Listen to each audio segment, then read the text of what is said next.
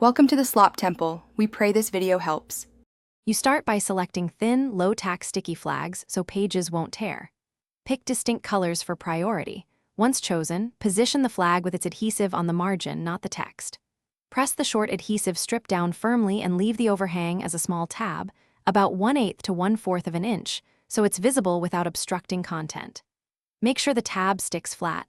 This prevents lifting when you flip pages and keeps your reference clear and durable. Once you have flags placed, implement a simple color code to reduce decision time: red for urgent, yellow for review, green for reference. Make short, consistent labels on the tab's exposed area with a fine-tip pen. This keeps information readable without covering the adhesive.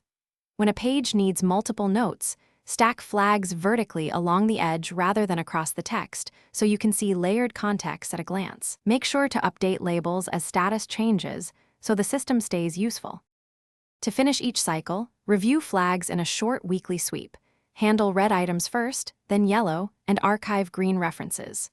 Remove flags by holding the page steady and sliding the flag off toward the edge rather than pulling up. This minimizes tearing. If a flag loses adhesion, replace it immediately or secure it with a tiny piece of tape on the adhesive end. If multiple flags peel, reassess storage conditions. Heat and humidity reduce tack, so store flags flat and cool to preserve. Thanks for watching. Consider subscribing if we helped you.